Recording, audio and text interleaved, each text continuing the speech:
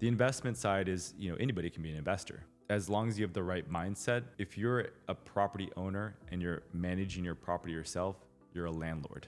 So let's just keep that straight. But if you own a property and you start to bring in professionals to manage that for you, you've changed your mind to no longer trading time for money. You're now an investor. It's a subtle change. It's good to go through that evolution. To be an investor is like to actively find deals with a calculation to say that there is a potential upside for that investment to work.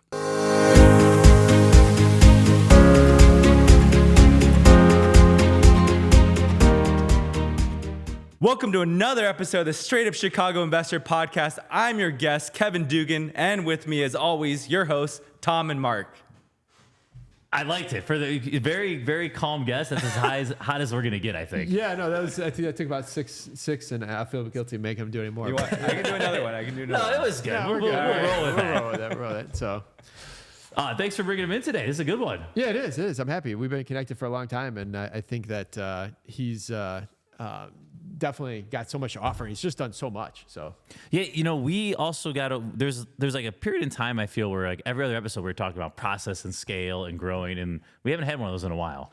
yeah, I agree. He's doing, what Kevin does as far as his vision for building businesses. I don't know. He's like the GE of real estate investing.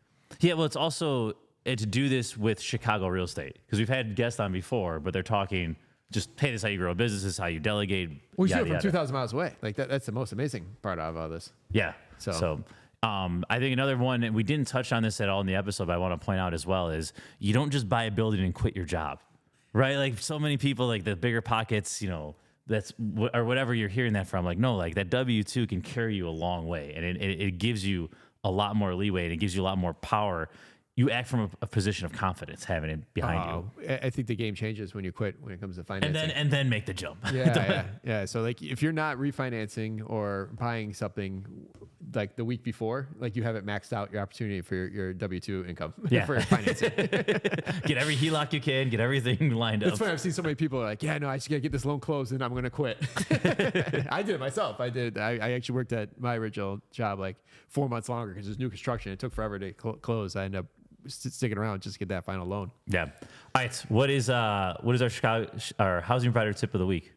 All right, cool. So, it's leasing season right now, or at least getting towards the end of leasing season. And if your place is over $3,000 a month, like it's got to look nice. I've talked to some landlords lately that have been trying to I'm not gonna. That's your tip. Your place has got to look nice. Yeah, it's got to look. It's got to like you got to do. Yeah, it's not funny, but it's got to like I got a lot of guys that are like, do I really have to paint? It's like, man, you're gonna get $3,000 a month, like, and you've lived here for 6 years. Like, you got to paint this place, like, or you got to fix this back porch. Like, your person that's coming in is gonna be paying you lots of money, more than most people pay for the mortgage, and you got to make this place look nice. So a lot of people try to go cheap, and you can't be. It's really hard to be a profitable slumlord when you're up in that high of a rent amount.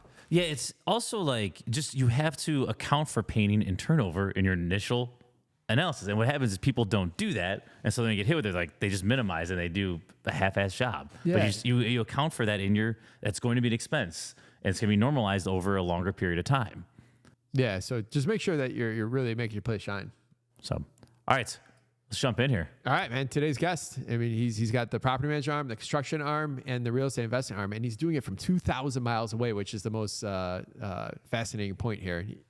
Guy's young. He's got a whole career ahead of him. He's got I don't know. I'm excited to see what this guy's going to do the next 2 decades. But without further ado, I want to introduce Kevin Dugan. It's awesome. Thanks for having me today. It's an incredible setup you have here, the man cave for the GC Realty development team.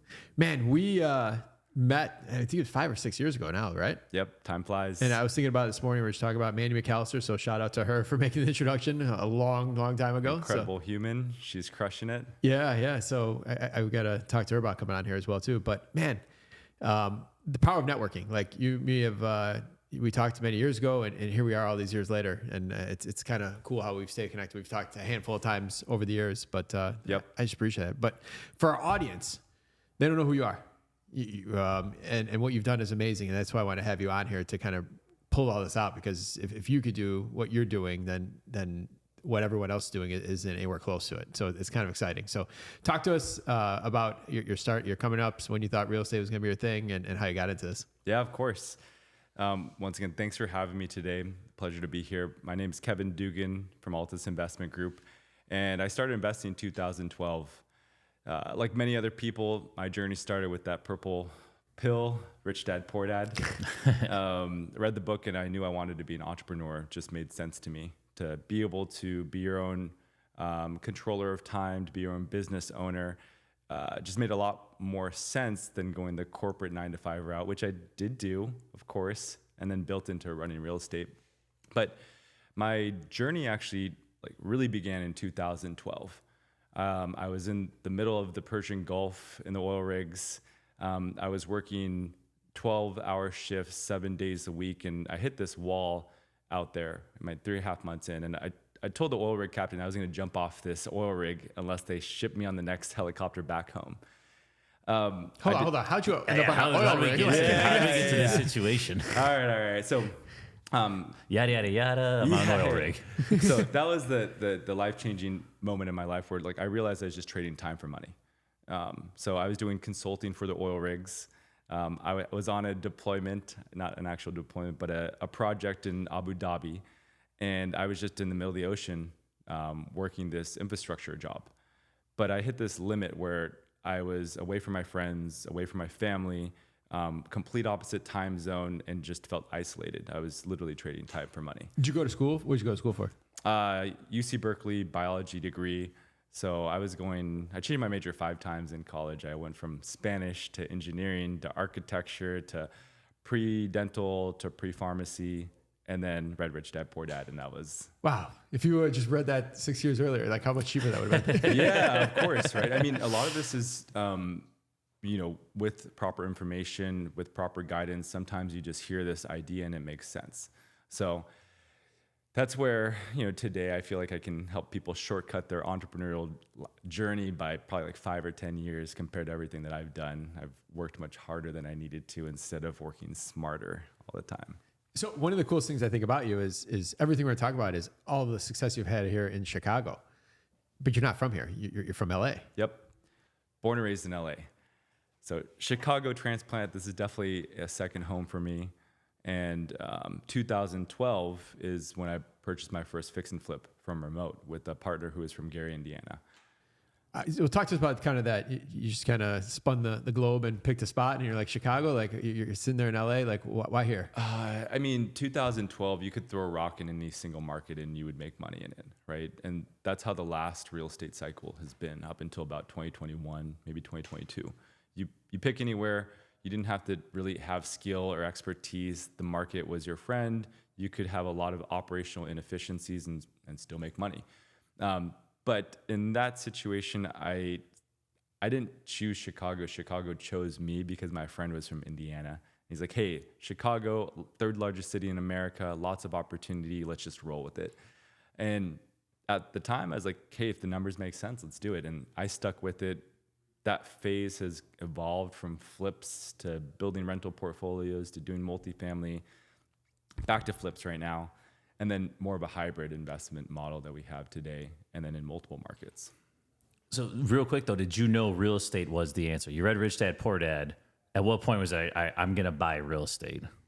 It was 3 years later, but I had that in the back of my mind where real estate was the foundational point that I wanted to build everything from. So I really see myself more as a business owner and business builder. And right now we have real estate based products, but long term, I just want to continuously build companies because that's my way of creating value for people and giving back.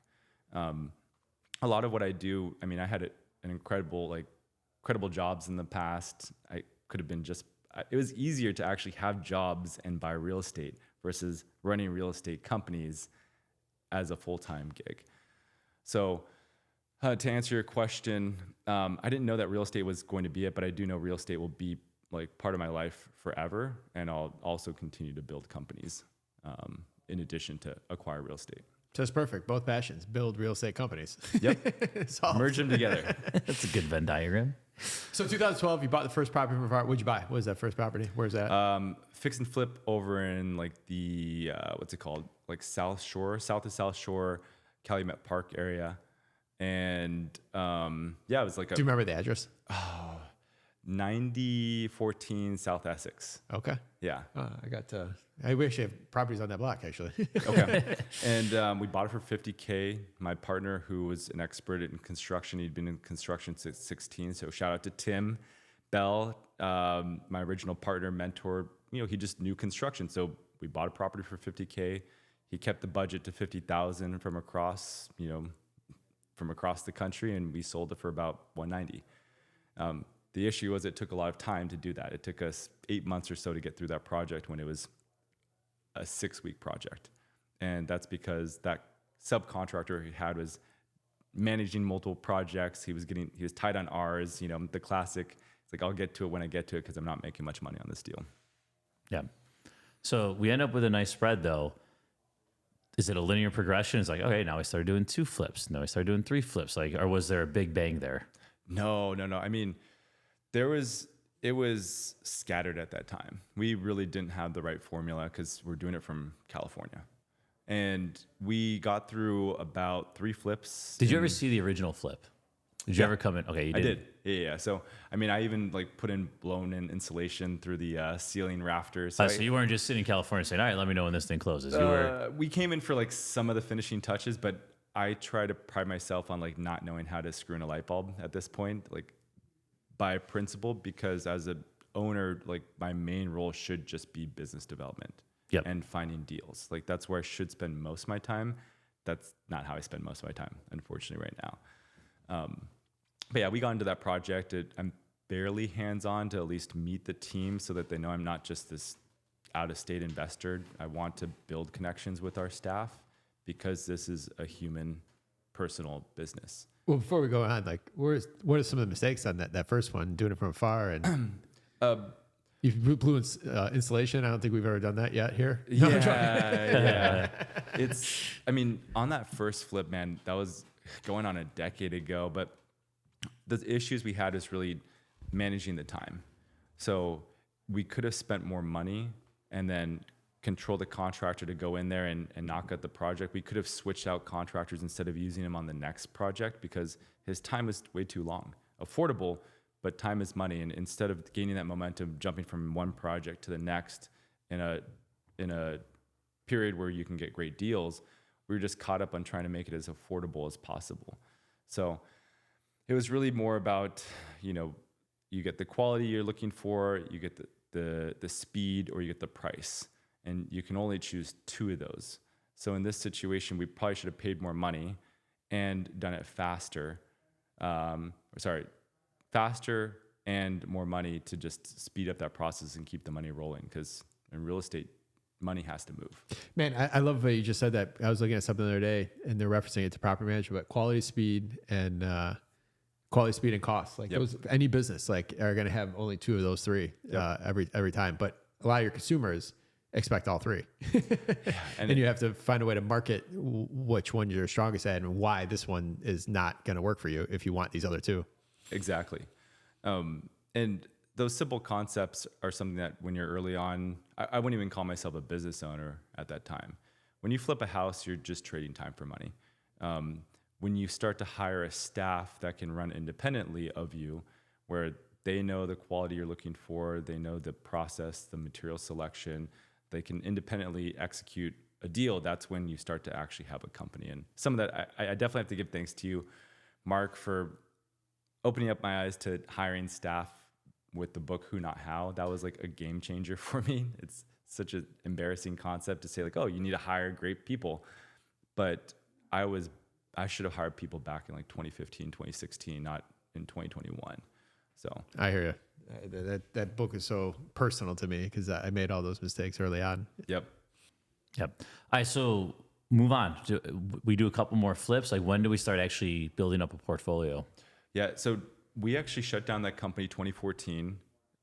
We fumbled through those 3 flips. We made some money. We wholesaled 2 deals back that we bought at a good price point, but we decided not to execute on them. And then I took a pause for a year. So I was working a corporate job as a robotic sales engineer. And I was doing this all 2012. I started that new job as a sales engineer. I started buying real estate, and it was relatively not too challenging. But 2015 is when I started buying rental portfolios in the south suburbs. So the classic South Holland, Hazel Crest, Markham, Country Club Hills, where you could get a housing voucher, buy a house for $75,000, all in for 100, 125, and the rents are 1,700 to 2,500. And at that time, my vision was to build a turnkey real estate company, and that's how I kind of am where I am right now, like Memphis Invest. Yep. And like, hey, if they can do 10 cap properties in Memphis, why wouldn't somebody want to buy like a 12 or 14 cap from us in Chicago? Third largest city in America, major metro. Of course, it is the burbs. It's not technically Chicago proper. But that wanting to build a company, that vision of like, hey, we should be able to do 100 properties, 200 properties a year, was miscalculated because it wasn't just one company. Like the product is a turnkey rental, but the actual organization is a development firm. It's a construction division. It's a property management division. It's in-house, family-owned, you know, a patriarch who'd already been in the business for a decade, already had relationships. So to try to build that type of organization from California was incredibly difficult to do. And it's something that I'm still progressing on today. And it's still one of my biggest challenges. Shout out to 𝗏𝘃𝗃𝗀𝗏 there, Memphis Vest. We're actually going to go down to his office and get it. He's going to give us a tour. So we saw him at a conference. We used to stalk him too when we were doing the turnkey thing. Because I mean, I think they have like 8,000 units they've sold in multiple cities now. Memphis is their home. They're all over like the original 𝗏𝘃𝗃𝗃𝗏 like advertisement. Yeah, they were like yeah. the big sponsor there. Yeah, I mean, started in Memphis. I think like maybe 4 or 5 years ago, they exploded to like REI Nation, and now they're in like 8 different. I haven't looked recently, but they have a system. It's now copy and paste into different locations, and they already have like the team members. They know their hiring criteria. They know like how to run that business. Oh man, they're relentless when it comes to customer service. Like they're amazing for both clients and residents. So you know, people. Yeah, It's all about people. So Yeah. All right. So you build out. What are we talking here? Do you have just a couple? Do you go gangbusters? Like at this point in time, when you're buying in these south burbs, where do you at? Like Yeah. So first year I bought 3. Second year I bought 6. Third year I bought 9. So we started to add properties fairly quickly. how many lawn cutting tickets did you get the first year? Oh man. So kill you down there for not cutting the lawn like a day later. Yeah, I've gotten my fair share over time, but like that was outsourced to our property manager at the time, 𝗏𝘃𝗃𝗀𝗏𝗏. So she was fielding a lot of the tenant relations, a lot of the village type activities, and we were just kind of training her alongside my stepfather, who also had a portfolio in the south suburbs. So we were able to pool our acquisitional, I guess, independence, and then hire in a independent contractor to do some of our property management stuff. But we had different alignments as to like how we wanted to grow that portfolio. I wanted to build a company out there based on the end product that we had, which was very profitable. And in retrospect, like, hey, if we bought 1,000 of those units, they would have quadrupled in value. But that being said, if we would have bought many units over in Arizona or Texas, like they also would have quadrupled in value, if not maybe even more appreciation. But we had the cash flows, and that was like our foundational point to begin with. So, Tom, to your question, every year was like a progression of build, and then I stopped buying rental properties in 2019 because the prices started to get high. And also that's when I quit my W-2 job to run the companies full time. So I started trading. I didn't have the stable W-2 income to just acquire, and that's when I started to try to build organizations, or think that I was building companies. How were you financing those prior? Was it all it was a mixture of like personal saved income from my job, and then it was also bringing in investors for that. Were you burning it out? Were you buying the stuff cash and permanent finance on the back end? There's a lot of burrs. I mean, that's been our core strategy, and that's what I still emphasize today. In essence, we do burr for everything because we've done construction since 2012. I own a construction company now in Florida. I have a construction partner. So that's something that we pretty much put emphasis on across the board. We want to put our sweat equity into a deal and actually create equity, and buy an asset that's off market or undervalued, where we can create that equity. Quitting your W-2, like what had to happen for that for you to pull the trigger? Or what was the point of like, I'm done? It was just it was really more of the idea that like I wasn't myself for a long time, and I had to hide who I was in the corporate setting. So, reading Rich Dad Poor Dad 2009 for, 10 years, I'm this entrepreneur at heart that I'm in a corporate setting. I'm kind of like not able to just be my entire self because I have to hide that from the corporate environment. So 2019, I'd worked at that robotics engineering job for 7 years. I was a project sales manager. They'd wanted me to go into the manager role, but I'd always resisted.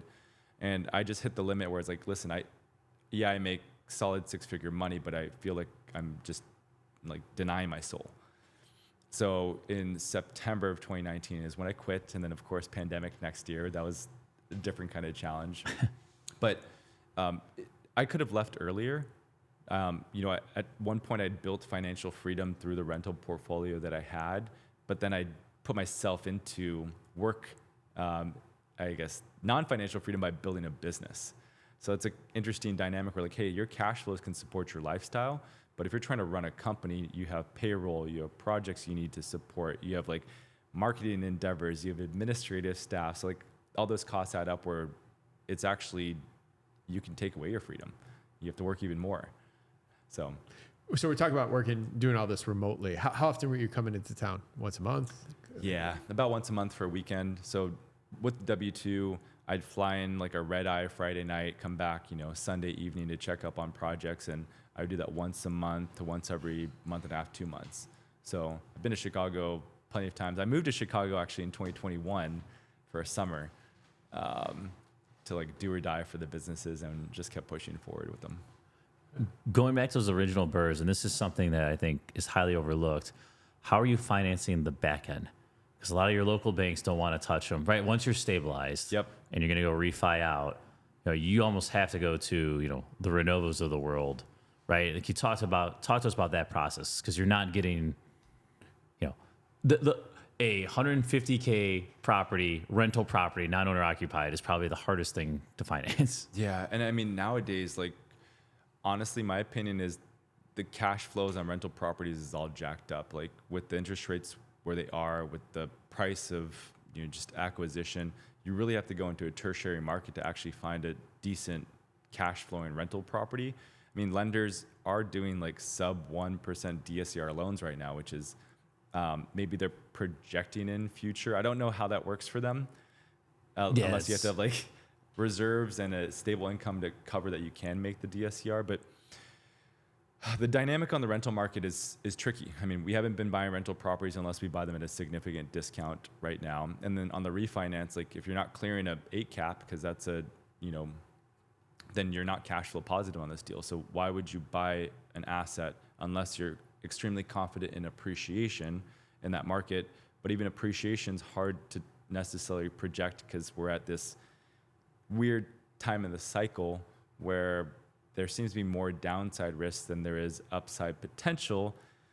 On the flip side, it's like, well, there's a massive shortage of housing, so you would indicate that like that shortage would push demand up. So it's just a really complex time in the market for like, how do you buy deals that actually make sense and have confidence that they're going to perform over the next 5 to 10 years? It's so hard right now to measure. We always look in the past, the history, and because this happened here, and I have to be prepared, or the risk of this happening again is likely. But at the same time, we're faced with a whole bunch of new circumstances that it's like, wow, things could totally be different going forward based on this and this shortage and interest rates, lack of housing. Like it's just it's a crazy time right now.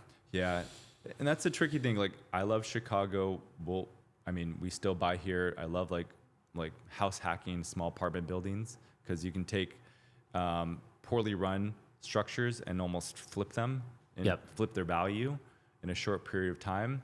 But I also am a big fan of growth states. We're growing a lot in Florida right now in multiple markets, because there's just, when people move there and jobs are moving there and the government's friendly, that means there's going to be more demand. So the momentum is pushing forward to potentially move the prices up compared to other cities like Los Angeles, Seattle, New York, where there's just this resistance. What markets are you in Florida? We're in multiple. So we're in St. Pete, Naples, Tampa, Fort Lauderdale, and Miami. And 70% of the deals in Naples are cash deals.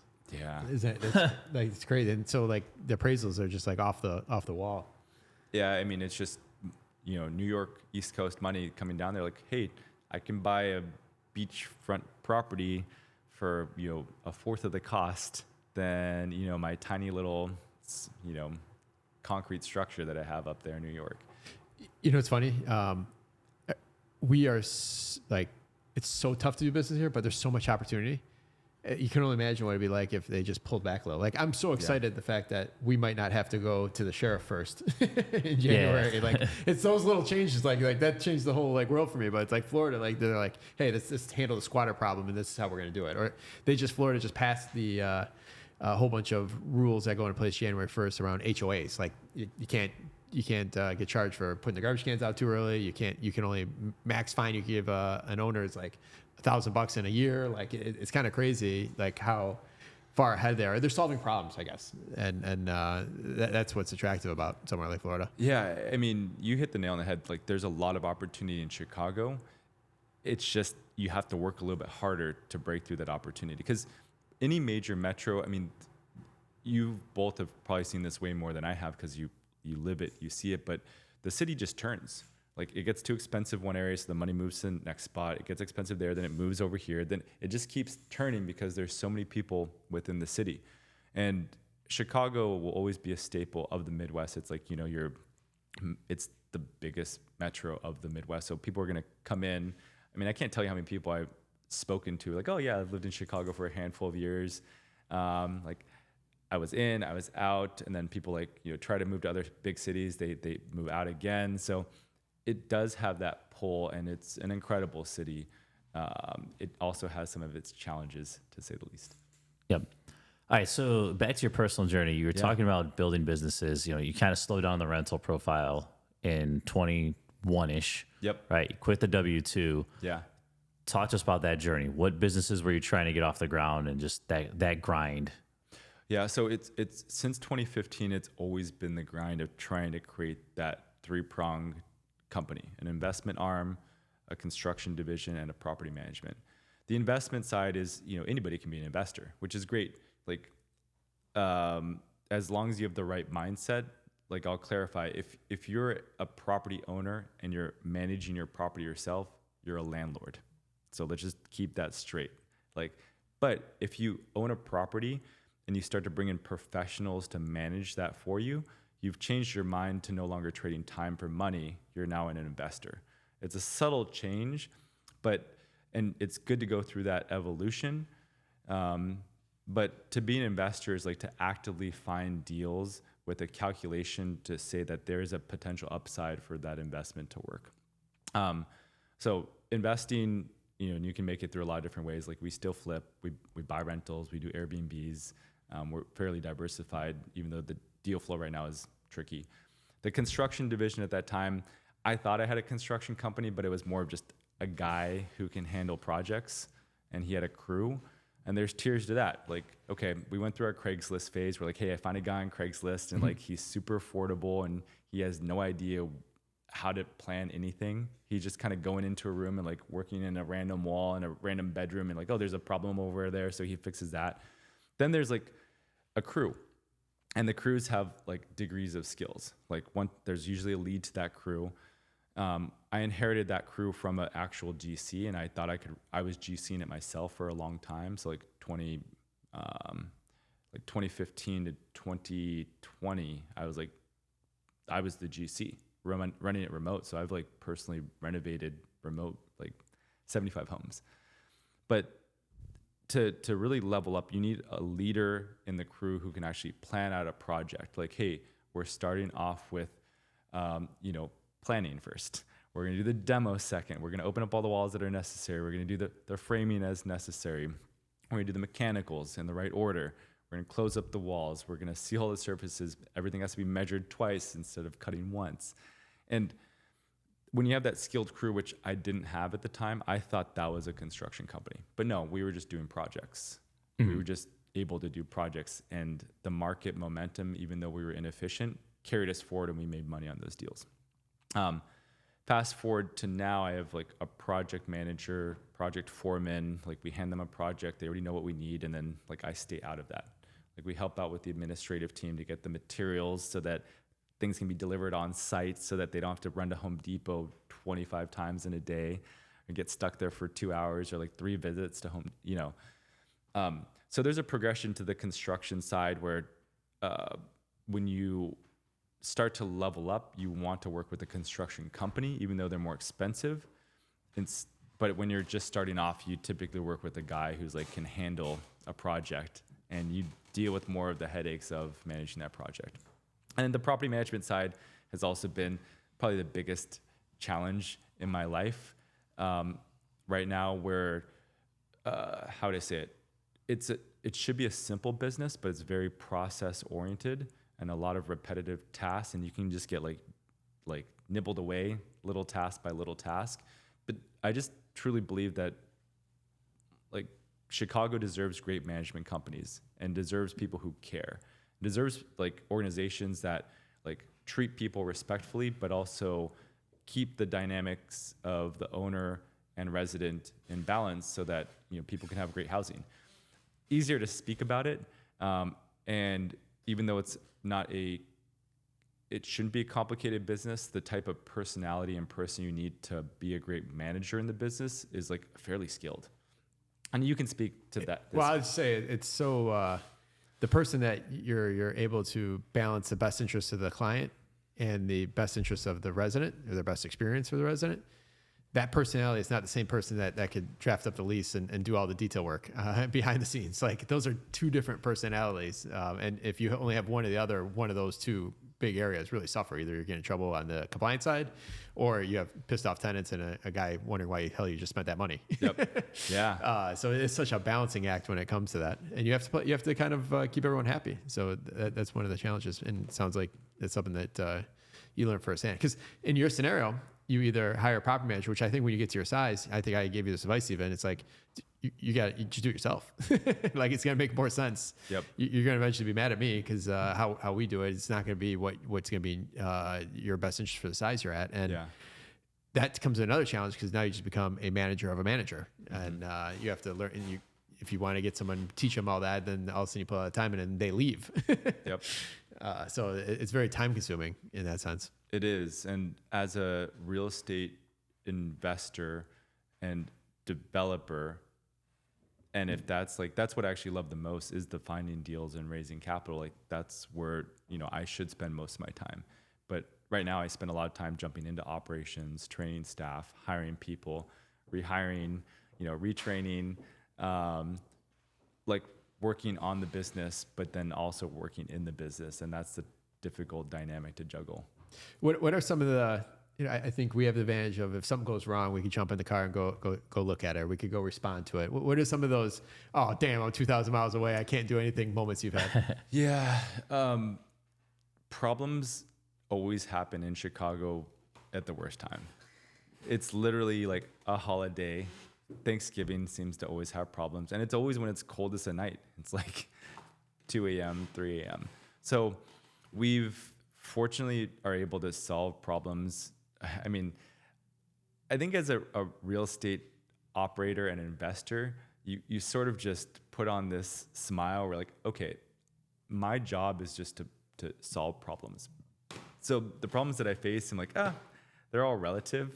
And even though you've gone through them a lot of times, like some days it can be more frustrating than others. Like recently, a frustration is like lock boxes. Like last week we had like 4 situations where like the keys weren't in the lockbox. I was like, how can we not have this basic requirement for us to not get into a unit because of no keys in the lockbox? 3 separate properties. Like, and little things like that, like they're frustrating because they should be foundational and basic, but they pop up all the time. And that's just real estate operations. We literally had at one point 3 lockboxes on a property. One was orange for construction. Yeah. One was black for everyone else, the appraiser, the leasing team, whatever. And then another one hidden somewhere for when both of those go missing. Yeah. Nice.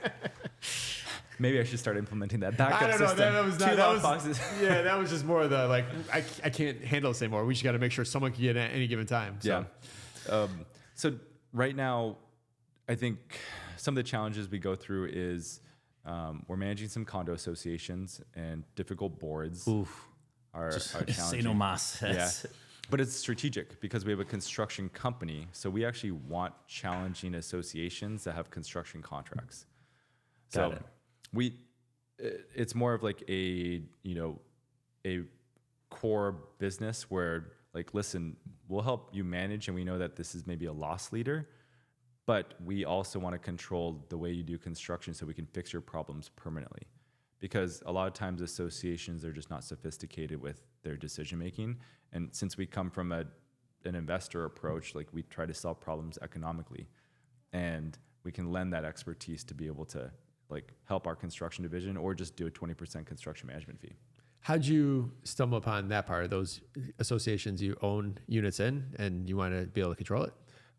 It was just a lead that came through, and we just kind of filled it out and thought if we could actually add some value to them based on what their current problems are. And really it was just a deciphering of, like, listen, our association hasn't been run very well for some time, and we have a lot of deferred maintenance. So, like, when I hear deferred maintenance, I'm like, okay, well, we can definitely assist with that. And then it was just a discussion of, like, managing condo associations actually isn't fairly complex. It's more of a political dynamic that you have to juggle. Yes. Because the board can be very unsophisticated, and it's almost like high school drama where they just talk about a bunch of stuff. I'm like, dude, this has nothing to do with actually making your association better. None of them are educated in urban planning. No. And on our end, it's like, we understand what it takes. Like, okay, the problems you have are because the place is run down and you keep having leaks, and all the association, like, members are, like, wasting gas because, like, you know, all the shutoff valves in this case, like, are independent for each unit. So, like, there's all these problems that build up where it's like, if you just fix the initial problem, it will resolve a lot of the ripple effects. So it's root cause analysis. But I wouldn't wish that upon everybody. We're, I guess, open to trying new things that make sense, especially if it can emphasize our core skill sets, which is the construction knowledge and construction expertise. How are you hiring, right? This all sounds great and being on top of the business. You're 2,000 miles away. Yeah. Right. Like, is it just like, hey, I got my one lieutenant and if this guy leaves, I'm screwed? Like, everyone wants to be in this position, right? Everyone's read the books. Talk to us about the nitty gritty of actually getting the people in the door. Because that's got to be my own experience, that's challenging, right? Yeah. We've been built remote from the beginning. So I've always been an out of state investor, and I've always given more trust, and that's definitely burned me in the past. But as you grow in your journey of a business owner, once again, going away from the solopreneur or a small staff in person, and you start to give up control, it's just about attracting the right people. And recently I've been thinking about that a lot of, you just want those who are, like, solving problems. Ideally those who are like, hey, I generally want to grow and I'm willing to solve problems. And if they have that kind of mindset that they're willing to, like, take on challenges and get better and ask questions, and they're okay with the dynamics of things, you know, being a little volatile, because we're a small company still. Our construction division's about 20, 25 people, and our property management is like 10. But most of those are in the Philippines. So we have a lot of staff remote in the Philippines for a lot of our administrative, documentation, customer service, bookkeeping, accounting activities. And then for Chicago, like, there are people you just have to have in person. Otherwise, you can't run an operation that is, like, needs to be in-house on the field operation. To get back to your question, it's taken time, and I mean, I'm by no means perfect at it, but I'm starting to understand better, like, the type of culture that you want to create. It's like, do they have the same values? Are they going to be growth minded? Are they willing to work We want people who are like willing to work for their earnings, like compensation that's rewarded based on performance, like bringing back the sales background, because a lot of the incentives, like if people know what the metric is to hit, they'll shoot for that target. Or understanding like, hey, do they want to be more of like that lone ranger, like they want to work on their projects on their own, or do they want to be more of like a community, like manager, emotional management, growth of the team? So trying to figure out which track people want to be on is also really critical. But it's a skill that honestly I just started to acquire since reading Who Not How. So thank you again. Like I was like going to shut down my businesses in 2021. Like I moved to Chicago that year. I was working in the business as like a property manager, going to all this village inspections and trying to like handle all the repair requests from the villages. And I was like, dude, I'm like I didn't quit my job to run like 10 more jobs and feel like I make less money at that time. It was brutal. But then as a progression in a business owner's, like if you really love the field of being an owner, it's like you have to hire people. So, and that's an essential skill that makes a company successful. Like, can you attract good people and can you continuously upgrade talent over time? I think your role becomes more about helping those people grow that service the actual customer versus always kind of skipping over them and saying, just do this. I think in your seat, that becomes the real end game of helping all these talent you bring on, or not talent, helping them get talent and grow that whatever they're trying to chase within your company or outside your company. Yeah. So you sit up top of the organization. Like, what are the people around you? Do you have an executive assistant? Do you like, how do you, there's a lot of details, right? And everything you're explaining, just all I think about is, oh my gosh, you got this, you got that. Like who's underneath you running all this stuff on a daily basis? Yeah. So I have a director of operations who helps like with multiple organizations. Are they remote? No, they're well, we're all Are remote. they in the Philippines? No, they're here. No, they're here in Chicago. Okay. Yeah, that's Dave. So he's here in Chicago, and he has the skill set to help manage each division and organization. Ex-CEO has a lot of experience, and then on our construction side, we have a project manager, another David. So he will lead the vision of a construction project and also do business development on that side. On our property management side, we have Ed, and then he oversees a lot of our virtual assistant staff. And that's where we have like the bulk of our administrative team, because there's just a lot of customer service needed for inbound property management requests. And then on the investment side, it's actually pretty lean. We just have a couple administrative assistants. That's something that I take on for the most part. So if deals come in, I'll analyze them still. Probably need an analyst, but we're still working through growing each business vertical so that they're consistently running on their own. How are you finding deals these days? Are you doing outbound stuff? Wholesalers are like our number one. So we just get quite a bit of deal flow doing this since 2012. People know that when we are buying, then we buy. And then we've partnered up with wholesalers. So that is, instead of building our own wholesaling company, we elected to find a virtual wholesaler and pretty much do like a rev share with them so that they can use their whole back-end infrastructure, the cold callers, their sales manager, and then from there we take over the field-related activities here in Chicago. So we elected for a hybrid because at this point I have more ideas than I'd like to share of like companies I'd want to create. It's just I know at this point I have to stay focused on the current 3 that I have.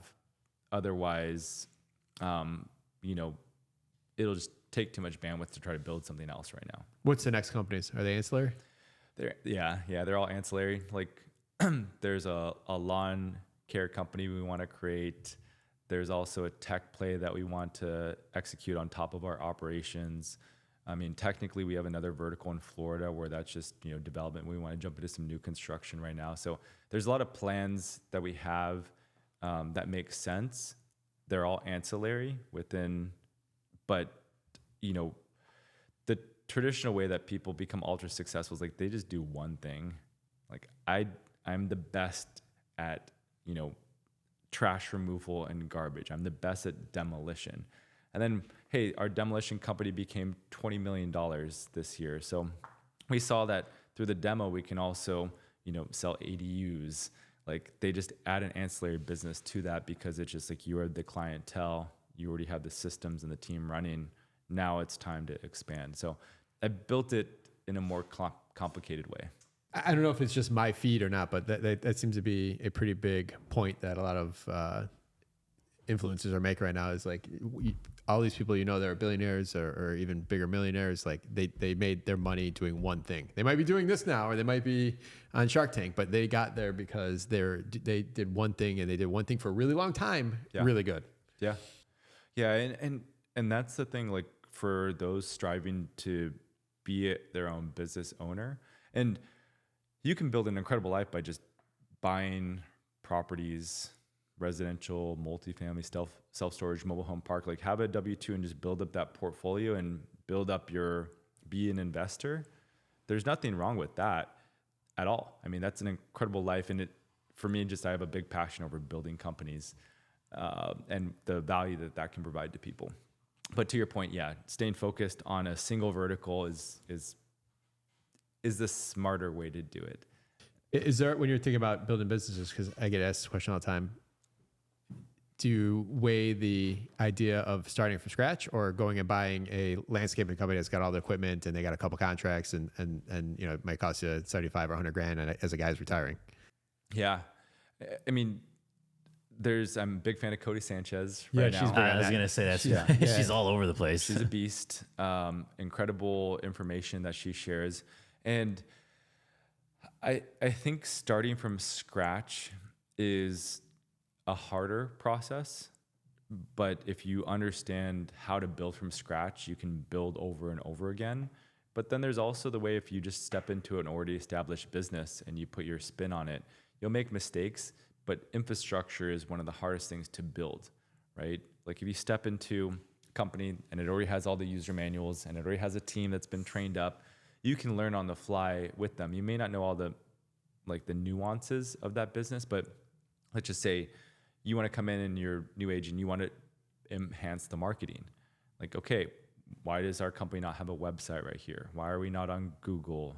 Why are we not advertising on Facebook? Or what are referral programs that we can bring in? So stepping into an actual established business, you can also get really creative with the financing. I'm a big fan of that method. If I were to do it over again right now, I mean, with the experience I have, like I would literally just step into another business and use that infrastructure. And starting from scratch will take more time, takes more capital to do. But it took the experience of starting from scratch to be able to know how to step into a company and make tweaks. Yep. It's the same thing. Is you need to manage your own portfolio before hiring a property manager, right? You need to understand instead of blindly trusting. Yeah. What in building this, you've made thousands of different decisions. What is the one mulligan? What is the one decision you'd go back and say, all right, this is the one I'd definitely change? If I could have gone back in time, I would have probably cut out our property management division, because there's a lot of transactional items in there. And really, when it comes to real estate, the most valuable thing you can do is raise money, find the deals. That's at the top of the funnel. Everything else funnels down from there. Property management is great infrastructure. It's recession proof. So I like to believe like we're fairly recession proof right now because of the verticals that we can jump into. But when it comes down to it, if we were to double that business versus like double the investment side would destroy it all day long. And it's not challenging to do that. I take that back. It is challenging to do that in the current environment right now. Capital is slower less time, less people though. Then you can work with a single project, a $20 million, $100 million multifamily building. If you have the right network, raise that 35% of the equity, and then it's more moving paper than it is deploying people. Yep. So to do $20 million in revenue for a property management division, that's like a couple hundred people organization, if not more. It's like a large organization that you have to mobilize and get in sync. So I'll give you, we have 64 4 people. Yeah. And we just cracked the 10. So, but yeah, it's a lot of people. It's a lot of little decisions all day long that you got to train people to take or make correctly then too after that. Cool. Anything else to cover here? You ready to wrap? Well, yeah. You're diving into new construction though here. Is that? Yeah. So we haven't jumped into it yet. Our construction team has the capacity they've done in the past, but that's how we're trying to, because for us, Chicago deal flow has been tight. Florida deal flow has been really solid. I get more deals that hit my desk. I don't have enough capital to do those right now. But Chicago, for whatever reason, prices are high and we don't find deals that pencil. The deals that do hit the desk need a lot of work. So we're trying to figure out what the move is so that we can just control inventory. And it seems like new construction is the way to go. That way, we're just working with, if we can get the land for cheap enough and in the right location, then we can just we can build. And it's much easier than gut rehabs with, early 50s or early 1900s product, and you just find everything's not to code. So building the blueprint is a little bit easier from what I've heard, but we haven't jumped into that yet. Yep. All right. Makes me feel better. Inventory's tight. Yeah. Not just me. Yeah, no, it's nationwide. Like nationwide, I have a lot of friends in a lot of different asset classes. Deal flow's tight right now. Cash flow's tight. There are going to be people who leave the industry altogether. We talk about this internally. A lot of it's like staying power right now. Get through this tighter phase where there's uncertainty, and then through the back end, there's still a massive shortage of housing going on. There's definitely a need for skilled labor. So if you can handle construction well, like that's not going to go away anytime soon. It's just, we're at this pinnacle where it's like, are we in a recession? It feels like a recession for those in real estate. Are we actually going to have unemployment? Like, it's just this, pressure that's built up. So what has to happen though for the inventory to ease up? Like, I feel like there's, or the lack of housing out there. Like those aren't easy, like seasonal type things that will just change next quarter. No. I mean, you just have to get creative on how you find it. Like that's why we're trying to go off market with a partner to go direct to source, or wholesalers, or shifting the strategy like ever so slightly. That's why it's like, hey, we're looking at Cape Coral in Florida, where there's a lot of lots out there we can buy for $40,000. And granted, insurance is out of control, and the market has softened a little bit. But if we know we can consistently build at a certain cost, we're targeting around 125 a square foot. Those properties sell for 300, 325. If you can make consistent income on that, that's where diversification methods definitely help out. Like if you have friends who are in other metros and they need collaborative skills, like consolidating networks, like just trying to get creative with it right now, but it's not an easy one. Yeah, I got trauma around Cape Coral. I bought a place, a 2-flat, side by side on a canal, and for $100,000. Cool. Congrats. And the property manager put, who I thought we trusted, put 2 bunk tenants in there, and we evicted both of them, which is totally different in Florida. But we were like, we're done with Florida. Let's sell. We sold for $200. So I thought we hit it big. Now I looked at the property. It's like $710,000 or something like that. That's everywhere though. It's just with appreciation. But it was. I played on emotion though. I was just so like bent, like that. The property manager kind of screwed me, and that sucked. Good note on that though. That is why, like, if you're doing mailing campaigns, if you're doing cold calls, that's why if the guy tells you no, you still call 4 months later, 6 months later, whatever, because you don't know what problem he's had. It's, right? Yeah. Like, there's some properties, if you just measured like how much I like them, one day I love them this much, one day I love them this much, right? Like it goes up and down, your feelings and emotions, and sometimes you might catch them at the right time. Yeah, sales is all about timing. Yeah. No only means no right now. Correct. It's like a balance sheet. It's just this moment in time. So, all right, let's do this. All right. What's your competitive advantage? How have you been able to do so much while so many others wish they could do half what you're doing, man? Incredible persistence, but also our focus on construction. That's how we make money in real estate right now, regardless of where the market is and regardless of where the location is. Yep. All right. What is what is one piece of advice you would tell someone that is yet to buy their first property here in Chicago? I would say you definitely want to analyze. You definitely want to talk to those who have the experience and then just take action. Take action. What do you do for fun? Love to play basketball, snowboard, and I love music. So dance events, like I'm a big fan of, all kinds of music. Good stuff. All right. Give us a good book, podcast, or self-development activity that Okay. you recommend to our listeners. So an extension of Who Not How, one that I really resonate with a lot right now is Buy Back Your Time by Dan Martell. Yeah. That one's incredible. It takes some of the high-level concept of who, not how, to the more execution side and details of actually how to get your time back. That book got me to hire an EA. So that's how Christine, I'm like, perfect. There you go. All right. Name a quality resource a Chicago quality resource you refer to other Chicago investors. So Chicago resources, I'm a big fan of Renovo, like from a financial institution. They are Chicago-based originally as a lender, so they really understand the market and nuances. They'd be my go-to. Are you under Workman's team or Brandon's? Which one? I'm with Eric. There we go. Yeah. All right.